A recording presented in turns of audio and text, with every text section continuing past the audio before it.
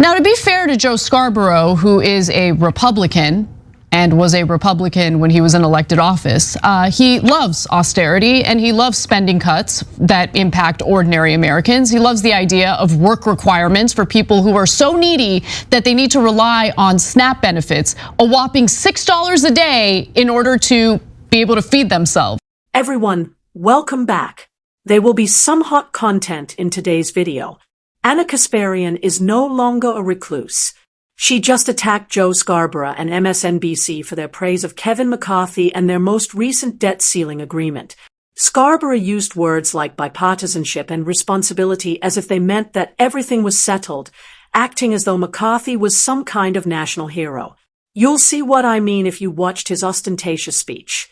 But Anna doesn't believe it at all. While the big media outlets are busy congratulating themselves, Anna is bringing out the truth.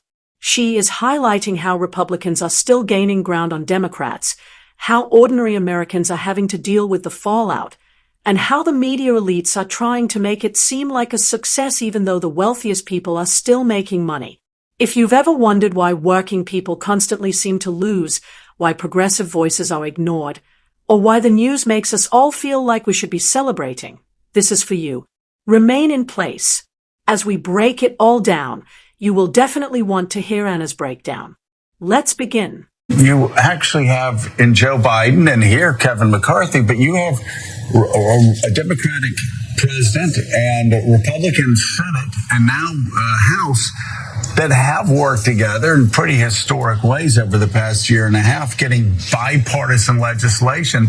And let's look at Kevin McCarthy really quickly here. This is Kevin McCarthy, who many said for quite some time, for good reason, were concerned that he was going to go sideways on supporting freedom fighters in Ukraine. We heard him shut down out of their country, stop killing their children, stop committing war crimes. And here, you know, the nation's economy was on the line. And, you know, he behaved responsibly. Biden behaved responsibly. They were grown up. Now, to be fair to Joe Scarborough, who is a Republican and was a Republican when he was in elected office, he loves austerity and he loves spending cuts that impact ordinary Americans. He loves the idea of work requirements for people who are so needy that they need to rely on SNAP benefits, a whopping $6 a day in order to be able to feed themselves. So, of course, he looks at this deal and says, like, thank God the world economy and my precious stock portfolio isn't about to crash because they failed to reach a deal on the debt ceiling. But this obsession with bipartisanship is such a sham because it's never really about genuine compromise and bipartisanship. It's really about Democrats being good boys and girls and handing over all the cookies to their Republican counterparts. Okay, guys, the mainstream media your whole life, and every one of you will agree to this because it's obvious and it's not controversial, has told you that bipartisanship is a great thing. They celebrate bipartisanship every time it happens. You see it in the headlines. Amazing bipartisan deal.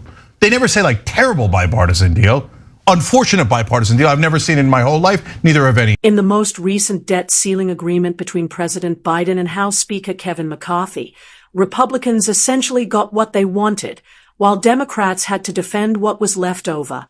In addition to imposing stringent limitations on social spending, the kind that helps working-class Americans, the pact also expanded the defense budget and included a natural gas pipeline project that Joe Manchin supported in West Virginia. Although Democrats still held the Senate and the White House, this agreement seemed to be much more of a Republican win.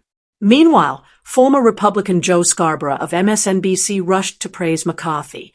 He said the agreement is a sign of bipartisan cooperation and responsible leadership. In his own words, he even commended McCarthy for showing maturity and backing Ukraine. But such recounting of events leaves out a lot. In reality, this purported agreement was quite beneficial to the GOP. Scarborough's sanguine view fits in nicely with the political establishment's narrative, which minimizes the fact that Democrats gave up key agenda items to keep the peace. While the media celebrates, the general public is left wondering, who is actually looking out for us? Power of propaganda. Bingo. And so if you have a one-sided pro-corporate media diet, you're going to have the impression that this was an excellent excellent negotiation.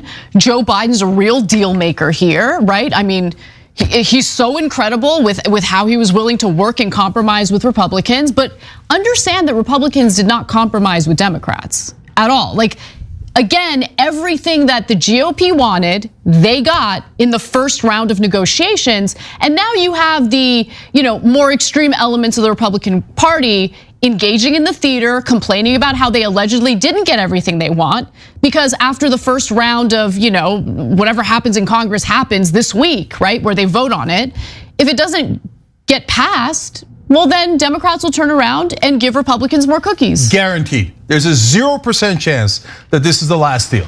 Biden will give them more. You can write it down in stone, okay? I've seen this movie 200 times. By the way, so is every reporter that lies in their coverage and goes, oh, wow, they have a deal, it's done. Oh, the Republicans are complaining about it. I guess it must be so good for Democrats. You goddamn liars. In fact, why don't we go to the next video? This is from the same segment that Joe Scarborough was commenting in. And in this portion of the segment, they talk about, the disdain that the GOP has in regard. It does look like, I say this a little bit hesitantly because we don't know where it's headed, in the next 24 hours or 36 hours, that they will get to 218 to get this thing passed. Yeah, the House starts bringing it up today, vote tentatively slated for tomorrow. We're not quite sure when the Senate will take it up, probably the day or two after that. Whip operations in both parties feel pretty confident that they'll get there. To your point, yes, there are extremists on the right who have made it very clear they want nothing to do with this, and they're throwing bombs left and right on Twitter. Press conferences saying this is a disaster of a deal. It's a Democratic blank check was among the rhetoric used. I believe also turd sandwich was tossed about. And we've got some progressives on the left who are also expressing some concerns, saying that they don't like this bill either. But the White House sort of expected that would be the case. As if it were a given. You'll notice that the media regularly praises bipartisanship in mainstream political coverage. Every time the two sides reach a consensus, it is hailed as a win, even if the details don't help the majority of people. The problem is that this kind of praise fails to ask an important question. What if both sides agree on something that ultimately hurts average Americans? It is not unusual for bipartisan deals to include tax breaks for the wealthy, cuts to vital services, and gifts to big businesses. In spite of this, the media still calls it development. That constant acclaim eventually teaches people that giving in is always admirable, even if it comes at a higher cost. The debt ceiling problem results from this. At its core, it showed how much more power Republicans held than progressives within the Democratic Party. Prominent figures like Pramila Jayapal have expressed their disapproval of the deal's drawbacks, including the cutbacks in social programs and the more stringent labor standards for food assistance. They didn't really try to oppose, though, other than to voice their disapproval. Progressives had the chance to raise their voices, call for significant reforms, or even threaten a no vote, but they decided against it. Instead, it appeared more of the same, strong rhetoric without any concrete action. In the end, it shows how the Democratic leadership suppresses internal opposition while consistently ignoring the progressive agenda. And look, before you comment on that, Cenk, I have to go to Pramila Jayapal, who's the head of the Progressive Caucus in the House. Her tepid response tells you everything you need to know about the lopsided power imbalance that we have in Congress right now when it comes to these issues. Let's watch. This is saying to poor people and people who are in need that we don't trust them. And the average amount of assistance for SNAP, for example, is $6 a day, Jake. I mean, we're talking about $6 a day. And I think it is really unfortunate that the president opened the door to this. And while at the end of the day, perhaps this will, because of the exemptions, perhaps it will be okay. I can't commit to that. I really don't know. Did you hear that last part? Yeah. Did you hear that last part? I did.